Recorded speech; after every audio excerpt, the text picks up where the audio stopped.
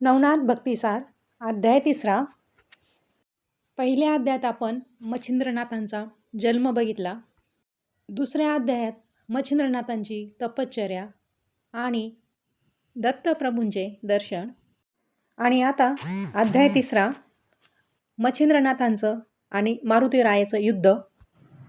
नवनाथ भक्तिसार अध्याय 3. श्री गणेशाय नमः. मच्छिंद्रनाथ पूर्व समुद्राच्या तीरातीराने तीर्थ पाहत रामेश्वराला गेले. मच्छिंद्रनाथांनी तिथं रामसेतू पाहिला. तो समुद्रात स्नान करीत असताना तिथं त्याला वानर दिसला. आकाशात ढग जमू लागले होते. पाऊस पडू लागला होता. लगेच तो वानर एक दरड उकरून घर बांधून घरात राहण्यासाठी दगड रचू लागला. खरे तो वानर म्हणजे स्वतः हनुमंत होता. पण त्याने लहान रूप घेतले होते. त्याचे खरे स्वरूप न कळता मच्छिंद्राने त्याला चेष्टेने म्हटले, वा वा, हा वरून पाऊस पडतोय आणि तू आता घर बांधणार. अरे, तहान लागली की वीर खणतात का? मारुतीराया म्हणाले, साधू महाराज, तुमच्या इतके ज्ञान कुठले आम्हाला? तुम्ही मोठे चतुर आहात. तुमचे नाव तरी काय? मच्छिंद्रनाथ म्हणाले, मला जतियती म्हणतात. माझं नाव मच्छिंद्र. मारुतीराया म्हणाले, जतियती म्हणजे काय? मच्छिंद्रनाथ म्हणाले, अरे, माझ्या अंगी योग्य शक्ती आहे म्हणून मला जती म्हणतात. वानररूपी मारुती म्हणाले, अरे वा, हा कोण दुसरा जती? हनुमंत हा एकच खरा यती, अशी आख्यायिका आजपर्यंत ऐकली. हनुमंताजवळ मी राहत असे म्हणून मला त्याच्या शक्तीचा 1000वा हिस्सा तरी प्राप्त झाला आहे. तुमची शक्ती केवढी आहे ती दाखवा. मारुतीचे हे आव्हान मच्छिंद्राने स्वीकारले. हनुमंत लगेच पर्वतापलीकडे गेला आणि त्याने प्रचंड रूप धारण करून एक पर्वत उचलून मच्छिंद्रनाथांवर फेकला. मारुतीचे खरे रूप माहीत नसलेला मच्छिंद्र तो कोसळणारा पर्वत पाहून समजून चुकला की हा वानर म्हणजे प्रत्यक्ष मारुतीच आहे. मच्छिंद्राने लगेच भस्माची चिमूट हातात धरली व स्थिर हो, स्थिर हो असा आदेश त्या पर्वताला दिला. तेव्हा तो पर्वत आधांतरीच तरंगत राहिला. तिकडे मारुती डोंगरामागून डोंगर फेकू लागला व ते सर्व आधांतरीच तरंगू लागले. तेव्हा हा योगी आटपत नाही म्हणून क्रोधाने मारुती हातात डोंगर धरून उड्डाण करून आला. पण मच्छिंद्राने समुद्रातलेच पाणी घेऊन वाताकर्षण अस्त्र मंत्रून त्याच्या दिशेने ते पाणी फेकले. तेव्हा डोंगरासकट उंच हात धरलेला मारुती एकदम स्थिर झाला.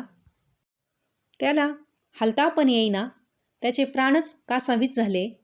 त्याची ही अवस्था पाहून मारुतीचा पिता वायुदेव मच्छिंद्राला शरण आला. आपल्या पुत्रावर दया करून त्याची सुटका करावी अशी वायुदेवाने मच्छिंद्रांची प्रार्थना केली. तेव्हा दया येऊन मच्छिंद्राने मारुतीला सोडले. मग वायू आणि मारुती त्यांच्या समोर आले. वायू मारुतीला म्हणाला, मुला, या सिद्ध्याने आपल्याला बांधून टाकले, कारण त्याच्याजवळ गुरुभक्तीचे अमोघ सामर्थ्य आहे. ईश्वर, गुरु आणि मंत्र यांची वाणी ही अमोघ असते. गुरुभक्ती व ईश्वर भक्ती मनुष्याला कोणत्याही संकटातून पार पाडते. चल, आपण त्यांच्याशी सख्य करू, म्हणजे मैत्री करू. असे म्हणत दोघांनीही मच्छिंद्राला नमस्कार केला.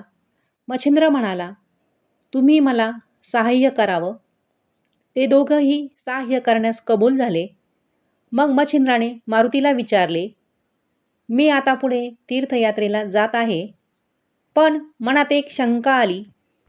ती विचारतो, मार्तंड पर्वतावर तू मला शाबरी विद्येत सुद्धा मदत केलीस. असे असता इथं माझ्या विरुद्ध युद्ध का केलेस? यावर मारुती हसून म्हणाला, मच्छिंद्रनाथा, मी तुझी बलपरीक्षा पाहिली. कितीतरी वर्ष माझ्या मनावर एक मोठे ओझे आहे. ते तू दूर करशील का? मच्छिंद्राने ते मान्य केले. तेव्हा मारुती म्हणाला, पूर्वी काय झाले? रावणाचा वध झाला. राक्षसांचा नाश झाला. राम प्रभू व सीतामाई विमानात बसून अयोध्येस गेली. मीही त्यांच्यासह गेलो. माझ्या सेवेने सीतामाई मजवर प्रसन्न झाली. तिने मनाशी असे ठरवले की मारुतीला मोठे घर बांधून द्यावे व त्याचे लग्न करून द्यावे. तिचा बेत काही मला माहीत नव्हता. ती मला म्हणाली, आधी हो म्हण, मग सांगते. मी हो म्हटले. मग ती म्हणाली, बघ हो, वचन दिले आहेस. श्रेष्ठ लोक वचनभंग करत नाहीत. आता वचनाप्रमाणे वागले पाहिजे. मी पुन्हा होकार दिला.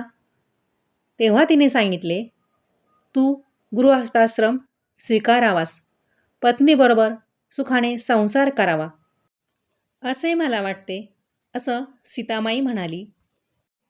मारुती म्हणाला, तिचे हे बोलणे ऐकून मला धक्काच बसला. मी रामप्रभूंजवळ माझे गाऱ्हाणे सांगितले. तेव्हा ते म्हणाले, हनुमंता, तू चिंता करू नकोस. प्रत्येक युगाच्या चौकडीत आपल्याला जन्म घेऊन ठरलेले कार्य करायचे आहे.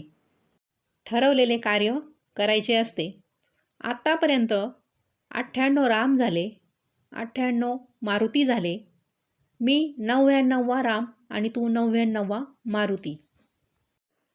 रावणसुद्धा 99वा. त्याचे राज्य संपले, राक्षसांचा नाश झाला. याला तूही कारण झाला आहेस. राक्षसांचा नाश झाला. राक्षस स्त्रियांनी आता कोठे जावे? तू आता त्यांच्या राज्यात जा, विवाह कर.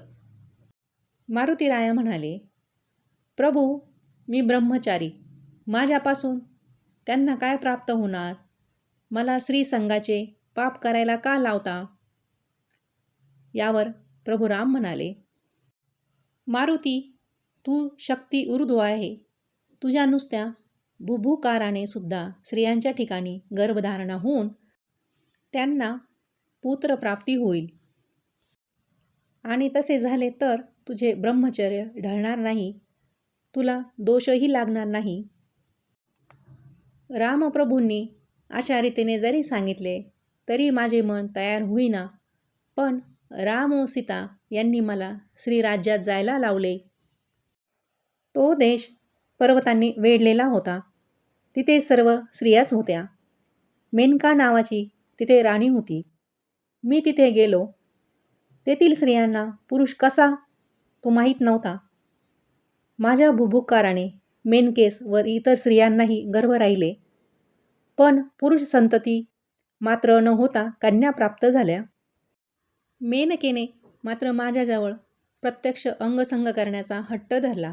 पण जन्मापासून अचल, अभेद्य, सुवर्णकौपीन धारण केलेला मी, तिची इच्छा पूर्ण करणे मला अशक्य होते. तेव्हा तिला मी म्हटले, उपरिचर वसूचा पुत्र म्हणून कवी नारायण ऋषीच पुढे अवतार घेणार आहेत. मच्छिंद्रनाथ म्हणून हे अत्यंत सामर्थ्य योगी होतील. ते इथं येतील.